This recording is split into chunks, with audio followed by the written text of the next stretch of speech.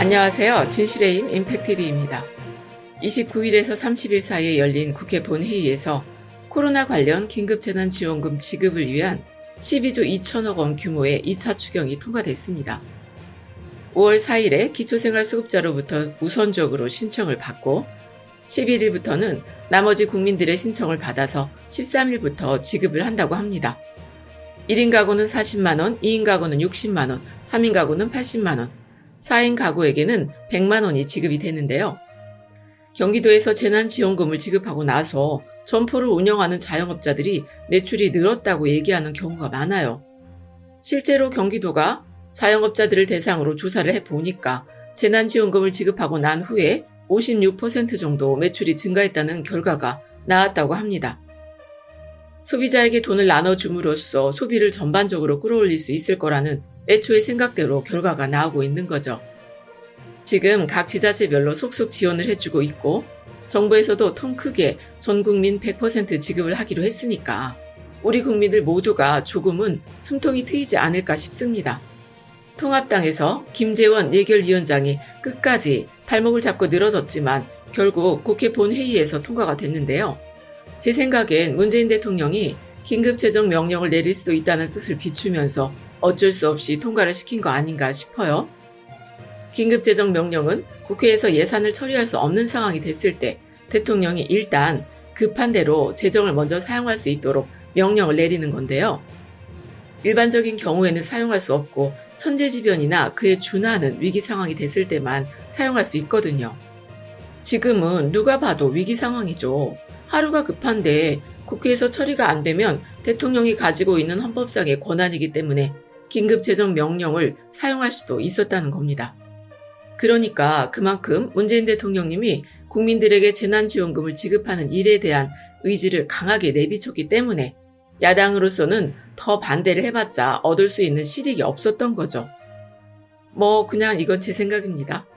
통합당 의원들이 국민을 위하는 마음으로 협조를 했을 수도 있죠. 그럼요. 제가 이번 국회 본회의에서 통과될 안건 중에 또 한 가지 눈여겨봤던 법안은요. 일명 N번방 방지법이라는 성폭력 범죄의 처벌 등에 관한 법률안 개정이었는데요. 완벽하게 다 보완된 법안이 나온 건 아니지만 일단 급한 대로 처벌을 강화한 법안도 30일 본회의에서 통과가 됐습니다. 보통 불법적인 거래를 할 때요. 그걸 유통시키는 사람은 당연히 처벌을 받아야 한다고 생각하지만 소비자에 대해서는 좀 봐줘야 하지 않겠느냐는 생각을 하는 경우가 많은데요.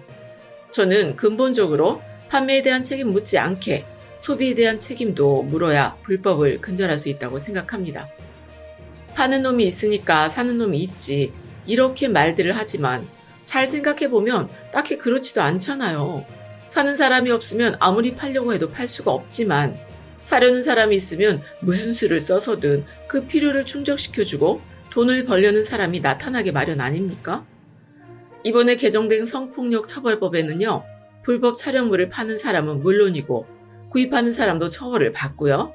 단순히 소지하거나 저장하는 행위를 하는 사람도 마찬가지로 처벌을 받습니다. 그리고 불법 촬영물을 가지고 협박이나 강요를 한 사람도 각각 1년 이상, 3년 이상의 징역형에 처하도록 법을 만들었어요. 아직 처벌이 너무 약한 거 아닌가 싶긴 한데 하루아침에 좋아지는 게 있겠습니까? 21대 국회에서 더 좋은 법안이 만들어질 수 있도록 노력을 해야죠. 그런데 특히 아동을 대상으로 하는 경우에는 더 강하게 처벌을 해야 하는 것 아닙니까?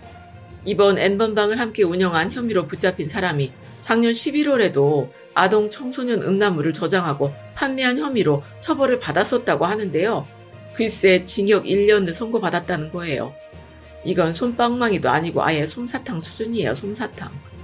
그리고 지금 미국에 송환될지 말지 결정을 앞두고 있는 사람이 있죠. 세계 최대 규모의 아동 성착취물 사이트를 운영했던 손정우라는 사람인데요. 정말 사람이라는 말이 아깝습니다.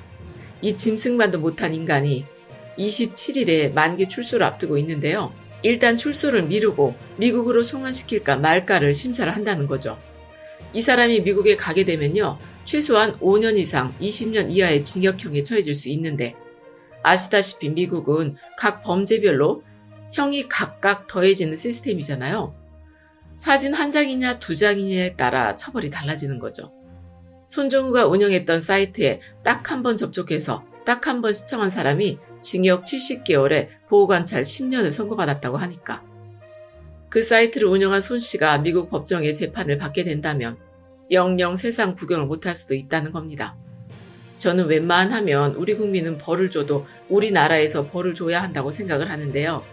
이번 같은 경우에는 12번이라도 더 보내버렸으면 좋겠네요. 21대 국회에서는 강력범죄에 대해서 양형 기준을 더 높여줬으면 좋겠습니다. 더 나쁜 죄를 지었으면 더 큰 벌을 받는다는 이 당연한 상식이 지켜지는 시대가 빨리 오기를 바랍니다. 끝까지 들어주셔서 고맙습니다.